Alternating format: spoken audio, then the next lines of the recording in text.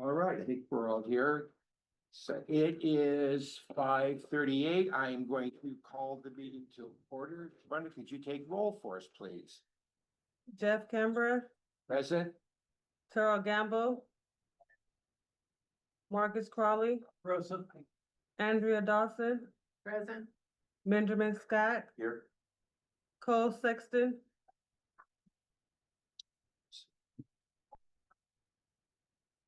Okay. Moving on to approval of the meeting agenda. Did everybody get a copy of the agenda? Any? Yes. I move that we approve the agenda. I'll second. We have a motion and a second. All those in favor? Aye. Aye. Can I clarify who's second? Terrell. Okay. All right, moving on to public comment, non-agenda. Do we have any public comments? The chair recognizes Mark Johnson. Great. Well, thank you, Chair Canberra. Good evening, Bond Oversight Committee members. My name is Mark Johnson. I'm the Executive Director of Marketing, Communication, and Public Relations for the district. I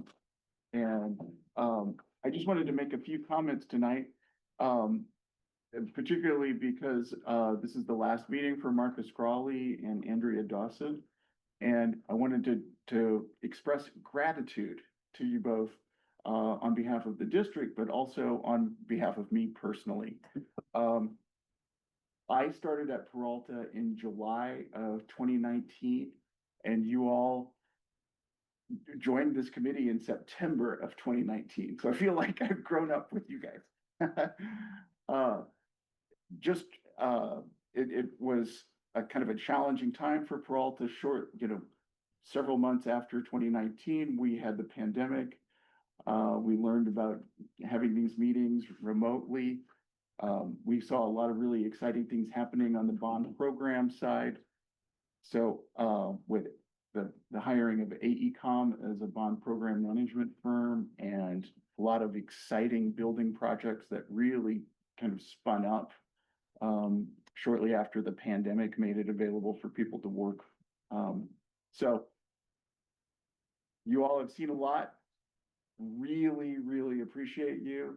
Andrea, in particular, for 4 years, you served as the chair. Marcus, for the year that you served as the chair. Thank you both for your leadership. And really excited that Mark McComb is here. The Board of Trustees last night appointed 2 new members of the committee, Joby Thomas, who will be the senior citizens rep, and Mark, who will be the at-large rep. So you'll continue to have at least 6 members going forward. So that's all. I just wanted to say thank you. Thank you.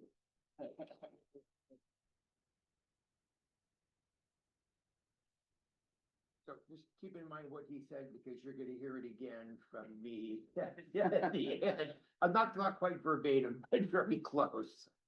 All right, thank you. Moving on to item number 5, approval of proposed procedures. So at the last meeting, Cole is not here, but we chatted briefly, and based on the notes that we had from the last meeting, there were changes to items 2, 3, and 9. They were highlighted in blue, and they basically kind of covered, Amy, what you would raise, because kind of like the parliamentarian chair dilemma, I think we might have called it. And in trying to resolve that, we kind of said that the parliamentarian would be advisory to the committee chair, who would make the decision, and then we might have to live with that. Right, and that was that was definitely the discussion, and maybe Greg can weigh in on it. And so I think, and maybe you can articulate better what the actual concern was. And it was that they didn't want specifically and exclusively the district to be the parliamentarian without the committee having the ability to voice the issue, right? Or final.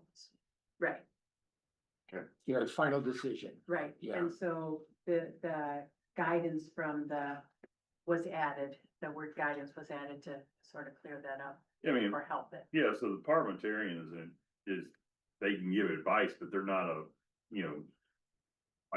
I know I've done parliamentary procedure for a number of years, and so while we can tell you what the proper process is, it's up to the committee and the members of the committee to object, sustain, table, those type of things. We just give you the process, then y'all have to make the decision from there. Okay. Which I think is Very clear. that's kind of where we arrived at, right? Yeah, go ahead. Okay, sorry. Yeah, you got the floor. Take it.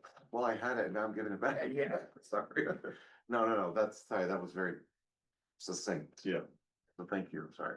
Okay, no, that's fine. And then the other change, at Benjamin's, your request as well was to remove the word repetitive.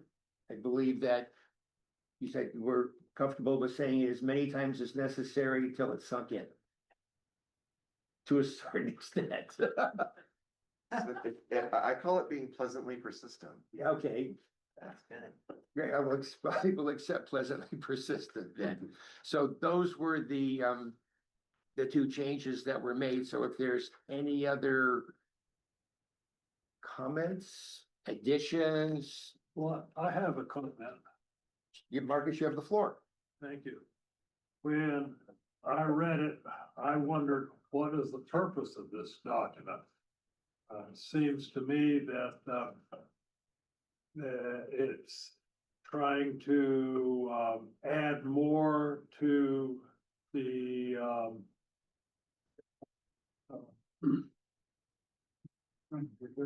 Robert's Rules of Order, and it seems like the Robert's Rules of Order has been tested over many decades, if not centuries, and Robert's Rules of Order is the ultimate advice. So I don't see what we're trying to do here with this. There's, I am not prepared to scrutinize each sentence. I'm just wondering, well, what's the purpose of this document? I was gonna say, unfortunately, the author is not here. So you can't speak to it, but you helped with it too, Well, right? for 15 minutes, he's not here. I'd say that, yeah, he's gonna be here at 6, all right? I think this is more like a I'd voluntary already sort of Could conduct. later, Oh, we did? I Oh, okay. thought, I can look on my email. Okay, well, the thing is, Voluntary code of conduct. yes, that's a good way to express this. And I think there was a lot of thought that went into this. And, it may be a layer on top of Robert's Rules of Order, but I don't, this speaks more specifically, I think, to our committee. And so I think that this has value. I think it has value. It's like the work plan has value, this has value. So, Well, I think also that Robert's Rules of Order is more general, but there are some specific situations, and this was designed, I think, at Cole's the one who started the conversation about we needed something that was going to cover some of the more, I guess, maybe not necessarily unique situations to our committee, but generally more unique situations that Robert's Rules of Order did not cover. So it might be phrased the other way, is that if we had a little more information, a little more guidance, that it would be beneficial.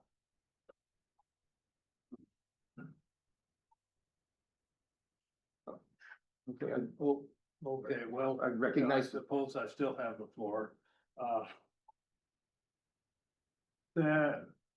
That all sounds okay in general, but when I was reading it, I don't think, I think that this committee has done just fine without it.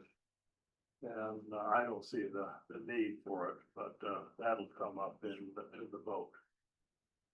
Okay. So are there any other comments? I think then I'll close discussion and ask for a motion to approve the proposed procedures as written. Should do it. Okay. Andrew Dawson, I motion to approve the proposed points of procedure dated June 11, 2025, with the following changes that are highlighted in blue. Okay, and, have a second?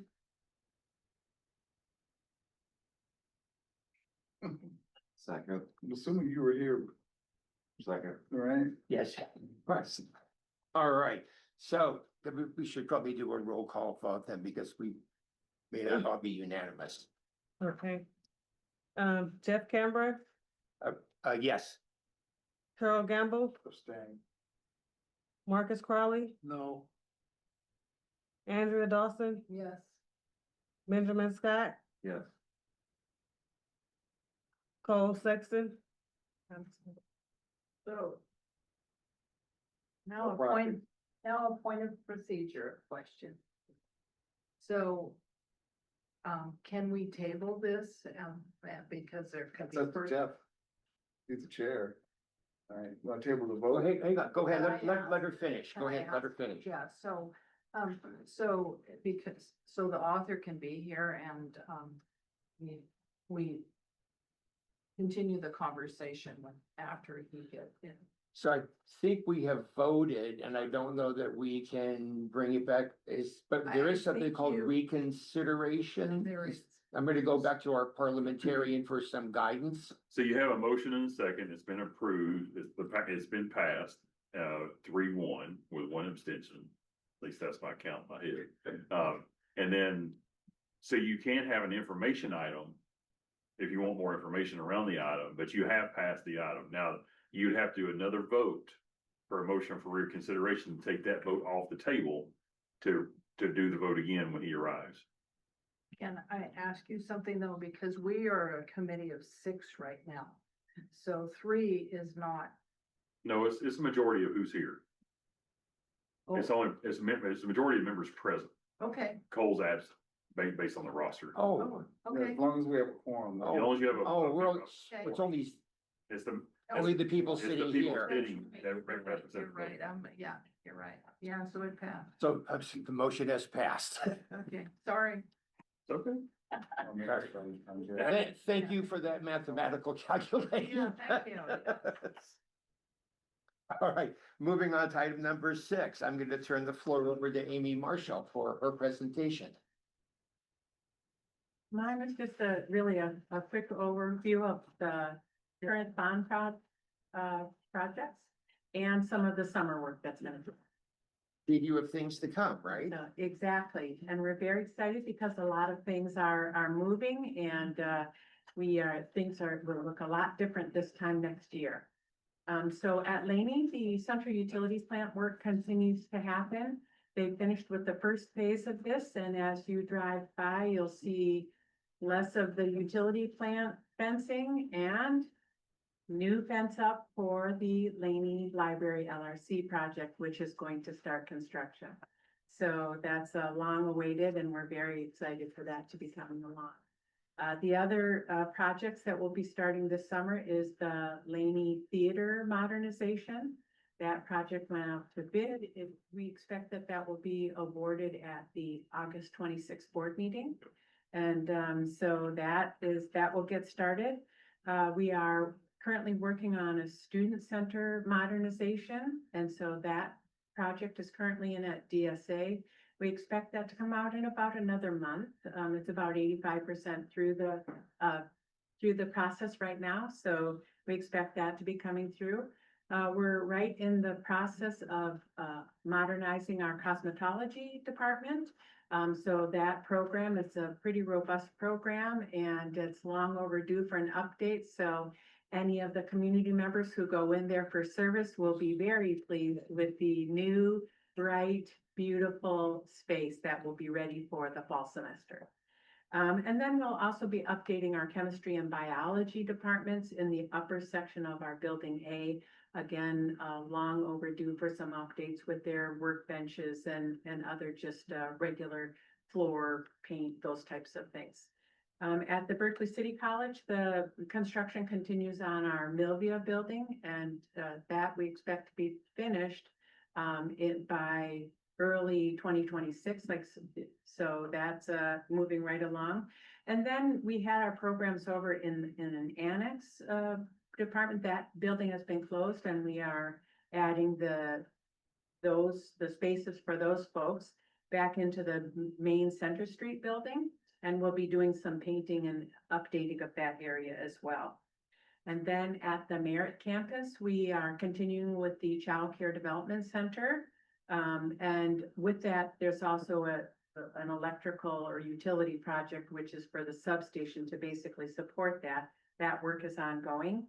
And we will also be updating and modernizing the substations for which we just call B and C, but it's really supporting another 2/3 of the campus. So to help stabilize the power for the rest of the campus. And then we're working on a wayfinding and accessibility project there. And that one will also go out to bid over the summer and be ready to have that work begin. At the College of Alameda, there's a Transportation and Technology Center is just about done. We expect those folks to be able to be in the building and ready for use for the fall semester. The aviation out at the airport, they are going to be modernizing the one hangar and rebuilding the second hangar. So that is still in the planning stages, but we expect to be able to get that into DSA hopefully by the end of summer. And then at College of Alameda, the same thing with the wayfinding and accessibility program there will be happening. And then district-wide, we're working on a flooring program for, I don't know how many classrooms, Greg, but a lot. 200,000 square feet. Yeah, throughout the district, the flooring, so that will really be nice. And then a lot of the campuses still have the T8 light bulbs in it, and we're required to update those to LEDs, so that is a district-wide program. And then we're also doing, we've had a roofing program that's been going on. We'll be working over the summer to tidy up some of the leaks that have been going on. So generally, there's a lot of other projects that are going on, but these are the main things that are related to the bond. So horticulture, forgot horticulture. Oh, yeah. Horticulture is finishing up. We'll be moving into the summer at Merritt College. So that project will be wrapping up, and that's going to be it's a gorgeous facility for that program. I wanted to touch base on the Child Development Center and some of the things that have happened on that project over the last 2-3 months. So that project was awarded to Whitman Development, which is the general contractor. We've had numerous starts and stops and issues with that project, at least before I arrived. And then so as we went through the fall, came into the spring, we were still having issues with the contractor. We did a pre-default notice with the surety, the insurance company, the bonding company for the builder. Nothing got better.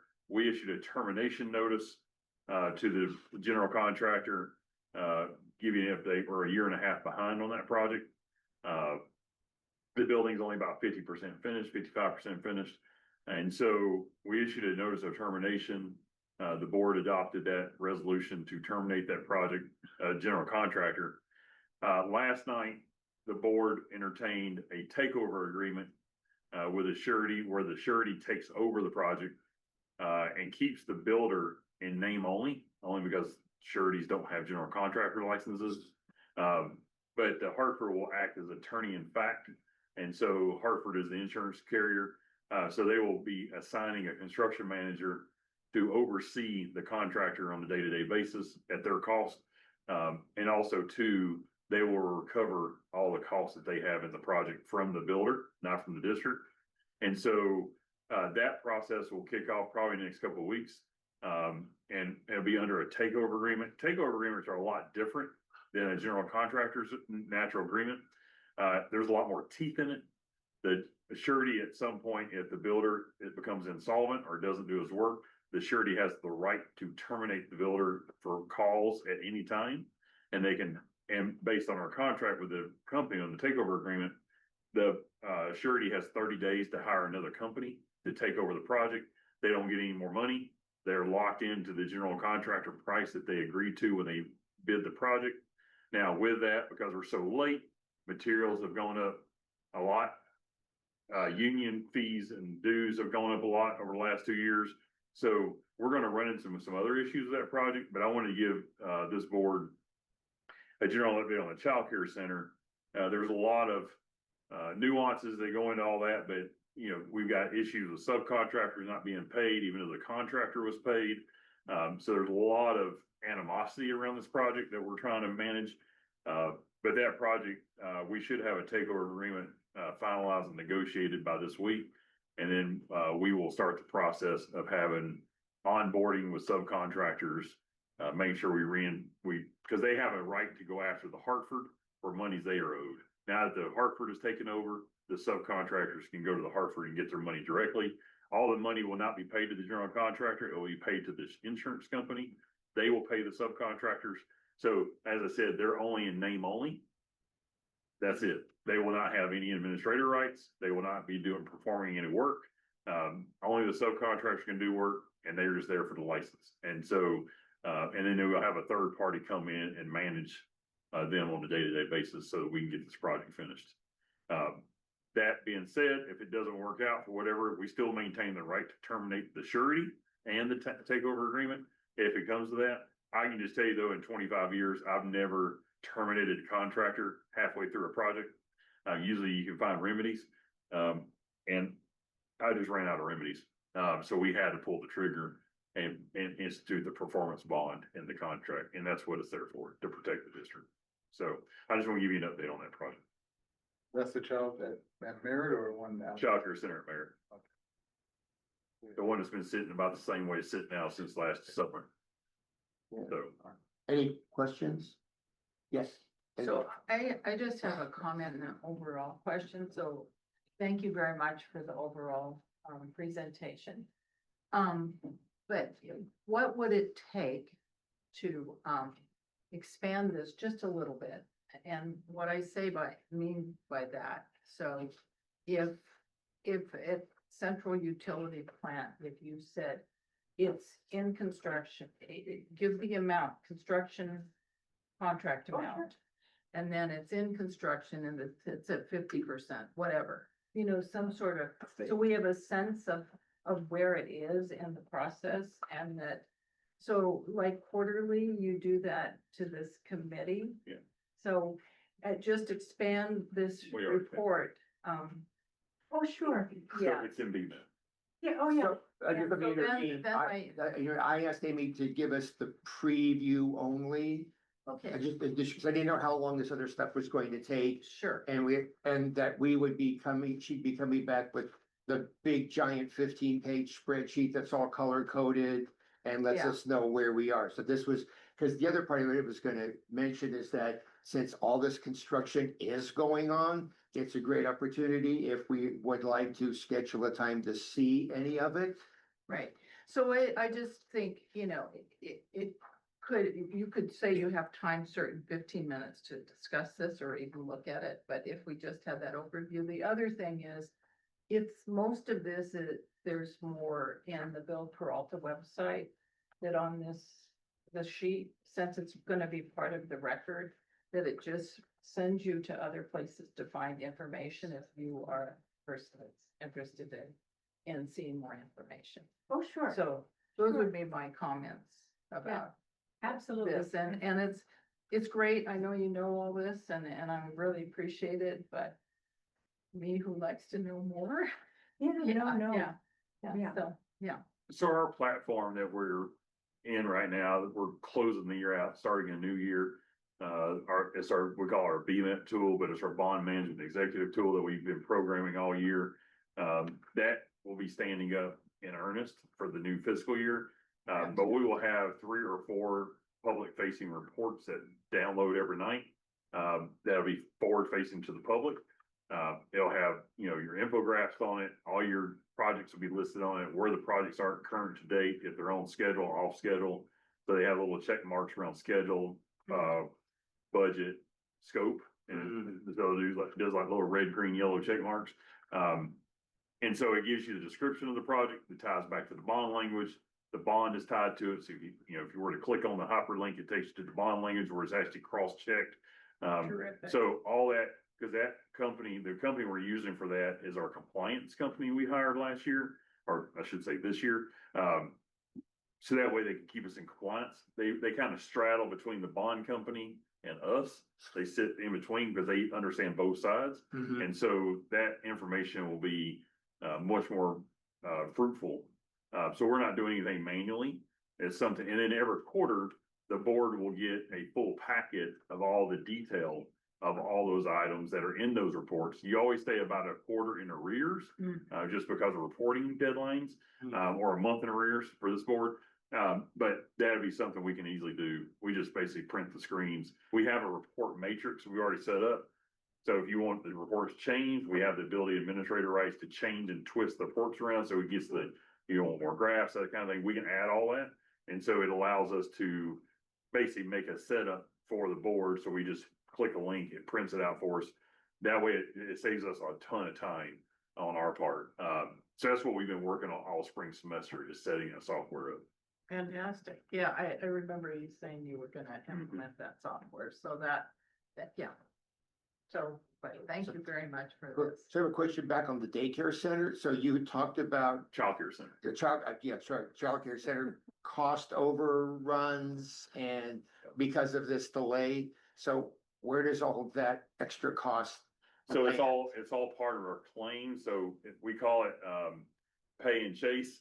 So you have to pay it now and then you chase it later. So all the items where we're overrun on soft costs, architects, inspectors, engineers, et cetera, it gets all filed with the insurance carrier and it goes against the claim for the project and they have to cover those costs. What we'll do is we have to have a mediation at the end of August for items that preceded the takeover agreement. And then toward the end of the project, we'll go back to mediation per the contract to negotiate the items. So I'll give you an example. Like right now, there's about $1.6 million in liquidated damages for being late. So that'll be negotiated against some of the other things that they owe us, et cetera. So we'll go through that process. I've done it numerous times, more than I care to count. And those are multi-day mediation sessions, where usually 10, 12 hours a day for 4 or 5 days in a row. And we basically hammer it out and we come to an agreement. And there's a judge presiding, or usually you have either retired judge or a sitting administrative law judge that acts as the mediator. And so we'll be going to JAMS. I don't know if you don't know what JAMS is. It's a arbitration mediation council. It's a JPA in a city. And they basically host us. So we have a neutral site and then we'll go there for the day, multiple days, whatever the case may be.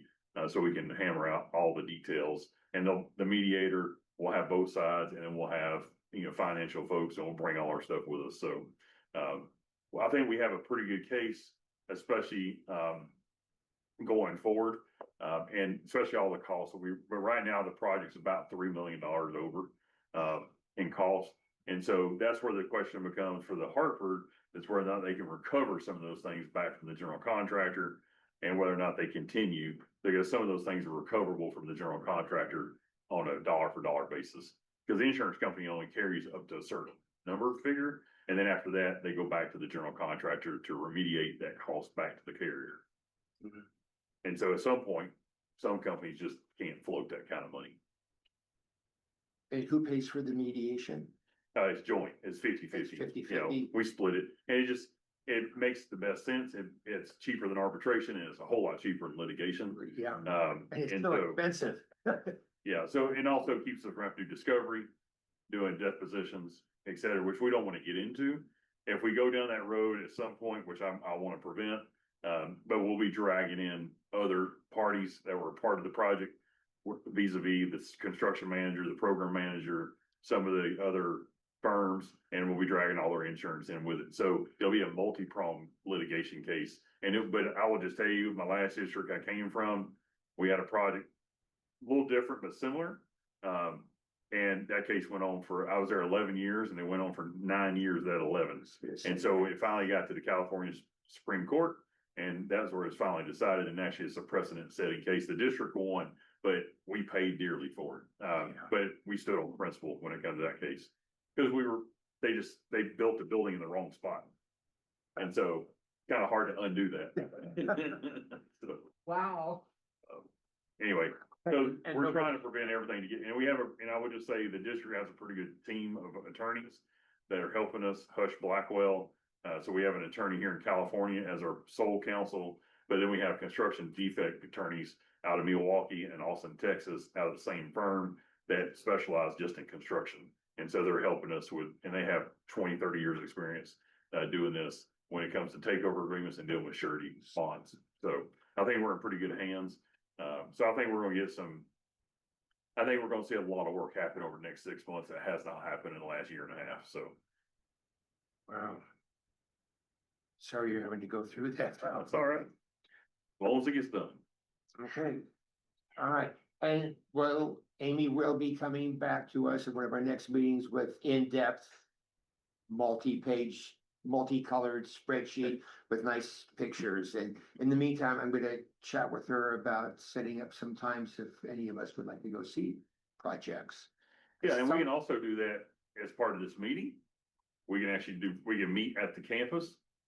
We can establish the meeting there and we can do tours at the individual campuses Oh. as well. So we don't have to come here and then go. As long can as we actually- notice, right? As long as we notice and show where we're going. But I would encourage the committee to have meetings at the various campuses that have projects so you can see them, especially the ones that are opening. We have a number of grand openings and groundbreakings, ribbon cuttings that we're gonna be doing over the next few months. So we'll make sure you're invited to those as well. So we do have a ribbon cutting for horticulture that's coming up, a groundbreaking for the LRC project, and so forth. So we're not gonna do a ribbon cutting for the utility plant. But we want to celebrate those things because a lot of them have been years in the making. And so it's helping us set the domino for the next projects that are coming up. Right. And so we want to make sure we celebrate the taxpayers, that have helped us get there. So. Sounds all very exciting. Yeah. Okay. All right, then I think we move on to item number 7. Yes, 7, which is the recognition of service of Andrea Dawson and Marcus Crowley to the BMOC. And I feel like I'm gonna repeat a lot of what Mark just said, but first of all, you guys were original members. I mean, way back when there were fast and loose, right? There wasn't a lot going on then, or there was a lot going on, but not a lot of organization, I guess. Yeah. At the time, so 6 years is a very long time, and within that 6-year period, you guys had to deal with it through COVID. Yeah. And I can't even begin to imagine having I'm to. old enough, I hardly remember COVID. Yeah, it does seem like a long time ago, but yeah, having to be able to manage the finances and the interactions with COVID. Then I understand there was a period of time where it was just hard to get a quorum.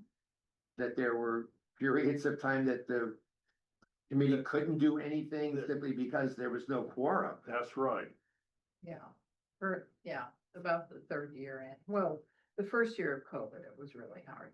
First year, and then people kind of got in a rhythm, kind of started to understand how this all worked, but. Yeah, but just we the had same, I some- We had some light years, but. recognize the diligence and determination, I would say, through those very, very hard times. And then the time commitment. So I only learning about the time commitment when the big spreadsheets come out, having to go through all this, and then the time that it takes to do an annual report. So you guys have been on the committee for the annual report more than once, and I want to thank you. I think as from the committee, we want to thank you for doing all of that, because that's another big lift even beyond what we do here. So I think it's very important. And then to honor the leadership aspect of 4 years, you didn't learn your lesson after the first year, huh? No, I'd already been a chair at another. Oh, all right. Oakland Unified for a Yes. few years. Anyway, but being a chair adds another layer of work that you have to do. So I want to express for the committee the appreciation that we have for the work, and you will be missed. So you're always welcome to come and sit in the gallery in case you go through withdrawal and need to see what's going on. So if anybody else has anything they'd like to say, this is a good time to do it. I mean, I'd say, I've been here a short period of time. I think I came on last summer. And there was a lot of meetings in the beginning right? And then, sort of, kind of got into a different cadence, right? Really appreciate, sort of all the work you did, Andrea, right? You seem to, come with the mindset of, sort of kind of getting the work done and really understanding it, right? And Marcus, I think, appreciate, sort of your sort of kind of keen eye, for, trying to look at things, from a different perspective. Right, so, I'm here for, I guess, another year. All right, but, it's been experience for me, all right, and, congratulations. I think you guys, served the board and the community well. And there, anybody want to say anything else? Thank you both for your service. It's a pleasure serving under both of you. All right, well then, Yeah. I think an applause is in order, though.